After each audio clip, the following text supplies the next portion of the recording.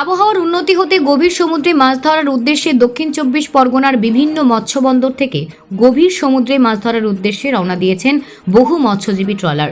রবিবার গভীর সমুদ্রে মাছ ধরার উদ্দেশ্যে পাথর প্রতিমার এল প্লট থেকে FB দশভুজা নামে একটি ট্রলার 14 জন মৎস্যজীবী নিয়ে বঙ্গোপসাগরে মাছ ধরার উদ্দেশ্যে রওনা দিয়েছিল। পাথর প্রতিমার বাঘের চরের কাছে উত্তাল ঢেউয়ের কারণে ট্রলারে পাটাতন ফুটো হয়ে ট্রলারের মধ্যে জল ঢুকতে থাকে। এরপর মুহূর্তের মধ্যে হু হু করে ট্রলারের মধ্যে জল ঢোকার কারণে মুহূর্তের মধ্যে ট্রলারটি ডুবে যায়। প্রাণ বাঁচানোর তাগিদে ট্রলার থেকে গভীর সমুদ্রে ঝাঁপ দেন মৎস্যজীবীরা। সমুদ্রে মৎস্যজীবীরা সাহায্যের জন্য চিৎকার শুরু করে দেন। মৎস্যজীবীদের চিৎকার শুনে সাহায্যের জন্য এগিয়ে আসে আশপাশ থেকে থাকা অন্যান্য ট্রলাররা। তাদের সহযোগিতায় 14 জন মৎস্যজীবীকে নিরাপদে উদ্ধার করা সম্ভব হয়। এরপর ওই মৎস্যজীবীদের নামখানা মৎস্যবন্দরে নিয়ে আসা হয়। তাদের প্রাথমিক চিকিৎসার পর নিয়ে যাওয়া হয় কাকদ্বীপ সুপার স্পেশালিটি হাসপাতালে। বর্তমানে কাকদ্বীপ সুপার স্পেশালিটি হাসপাতালে ওই মৎস্যজীবীরা চিকিৎসাধীন রয়েছেন এবং সকল মৎস্যজীবীরা সুস্থ রয়েছেন।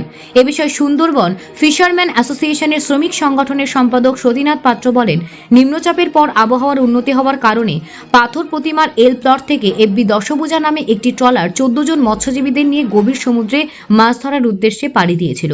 সেই সময় বাঘের চরের কাছে দুর্ঘটনার কবলে পড়ে ট্রলারটি। প্রাণ বাঁচাতে গভীর সমুদ্রে ঝাঁপ দেন মৎস্যজীবীরা। তাদের চিৎকার শুনে সাহায্যের জন্য এগিয়ে আসে অন্যান্য বেশ কয়েকটি ট্রলার। অন্যান্য মৎস্যজীবী ট্রলারের সহযোগিতায় FB দশভুজাতে থাকা সকল মৎস্যজীবীদের নিরাপদে উদ্ধার করা সম্ভব হয়েছে। তারা সকলে সুস্থ রয়েছেন। Bureau report, news prime Times.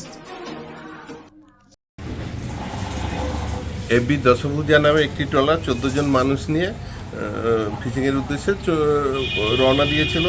প্রায় বাঘের চরের নিচে গিয়ে ওরা দুর্ঘটনাগ্রস্ত হয়ে পড়ে এবং পাশাপাশি বেশ কিছু ট্রলার ছিল, সেই সব দুর্ঘটনাগ্রস্ত মানুষদেরকে তুলে নেয় এবং তাদেরকে সুস্থভাবে ফিরিয়ে নিয়ে আসে। কিন্তু ট্রলারটিকে ওরা আনার চেষ্টা করেছিল, সমুদ্রের উত্তাল থাকায় ট্রলারটিকে আনা যায়নি এবং পরবর্তীকালে হয়তো সমুদ্র শান্ত হলে ওদেরকে আনার চেষ্টা করবে।